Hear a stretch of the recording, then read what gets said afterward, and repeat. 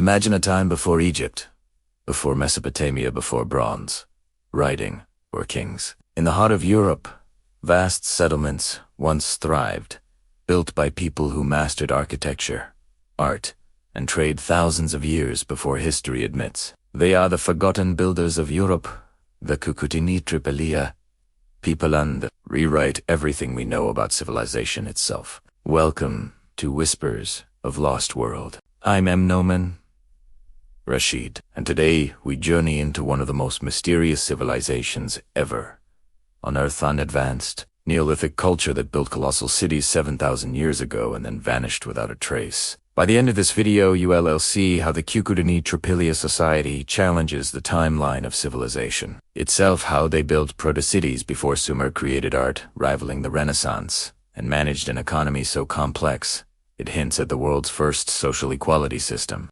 So, grab your torch of curiosity, and let's descend into the ruins of a lost European empire. In the late 19th century, farmers plowing the rich soil of modern Ukraine, Moldova, and Romania uncovered strange fragments of painted pottery spiral patterns, animal motifs, and stylized human figurines. When archaeologists began excavating, they were stunned. Beneath those fields lay enormous settlements, some covering more than 300 hectares, larger than many ancient cities of the Near East. At first, scholars assumed these were isolated villages, but as more sites emerged, the truth became undeniable.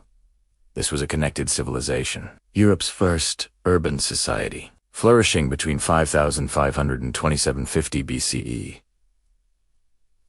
Each site revealed an astonishing level of organization, houses aligned in concentric rings, streets forming deliberate pathways, clay models of temples suggesting shared ritual life. Yet amid all this complexity, there was no palace, no fortress, no throne. The Cucuteni people lived in what appears to have been a civilization without kings, a cooperative society that may have thrived on shared wealth and equality long before the concept re-emerged in modern democracies. At the heart of their world stood vast mega-settlements, early prototypes of cities. Imagine a Neolithic metropolis of 15 or 20,000 people, built entirely from clay and wood. Their homes were two-story structures, painted in red and white, decorated with sacred geometry. Each had an oven, storage vessels, and a small household altar. When viewed from above, their city plans looked like living mandala spiraling rings of homes breathing outward from a sacred core. Some settlements, like Talyanki and Madinetsky, rivaled the scale of Uruk, the so-called first city of Mesopotamia. Yet they had no walls, no armies, no signs of conquest. They had built civilization not for domination, but for community. Excavations revealed a hidden economy thriving within those walls of clay. Massive storage pits brimmed with grain, bones, and ceramic vessels. Families specialized in crafts, some potters, others weavers, others metalworkers, forming a network of skill and trade. Long before coined money, they had developed a barter-based market system. Goods traveled between settlements across hundreds of kilometers, connecting the Danube to the Nile. Their pottery was so refined that modern artists struggled to recreate its precision. The perfect spirals symbolized fertility, life, and cosmic balance. Many researchers now believe they pioneered one of humanity's first systems of economic surplus and distribution, balancing productivity with sustainability without taxation or hierarchy. In their world, beauty was currency and craftsmanship, the heart of value. Then comes the haunting mystery that defines them, the deliberate burning of entire cities. Every few centuries, these people set fire to their own settlements, reducing them to ash and clay. Archaeologists at first blamed war or catastrophe, but the pattern revealed intention. The fires were ritual, total, and controlled. Families dismantled their homes, gathered sacred objects, and turned the city into a blazing pyre, visible 4 miles.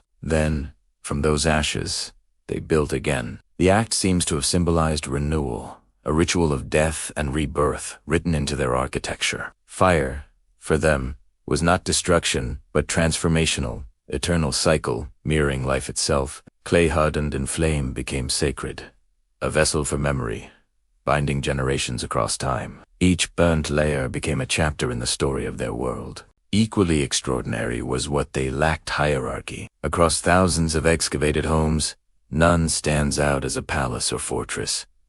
The architecture is almost egalitarian. Every house, nearly equal in size and layout. There are no royal tombs, no lavish graves, no obvious ruling class. Archaeologists find instead a society of balance, where resources and roles may have been shared. It's a model that defies the traditional belief that civilization requires rulers and armies. The Trypillians proved that prosperity could emerge from cooperation, not coercion. Many figurines depict female forms, and evidence suggests that women held central roles in craft, trade, and ritual. The goddess figurines, often found near altars, point to a matriarchal worldview, one where life, fertility, and creation were divine forces rather than possessions. But no civilization lasts forever. Around 2750 BCE, the Cucuteni Trypillia culture began to fade. Climate change, deforestation, and soil exhaustion, likely forced migration. As droughts spread and resources waned, their balanced system may have collapsed under environmental pressure. Yet their influence lingered. Spiral motifs appear centuries later in European art. Their clay technologies spread into the Balkans and Carpathians. Some scholars even whisper that memories of their golden age inspired later myths of lost utopia seekers that would one day become the legend of Atlantis. Perhaps fragments of their people merged with Indo-European migrants, carrying their knowledge of agriculture, craft, and cosmology into the Bronze Age.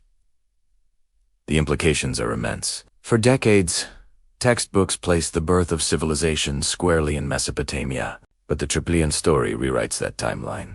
They built cities before the pyramids, practiced structured economies before coinage, and designed sacred geometry before writing existed. Their culture wasn't primitive, it was pioneering. They remind us that civilization is not born solely from conquest. It can grow from imagination, cooperation, and art.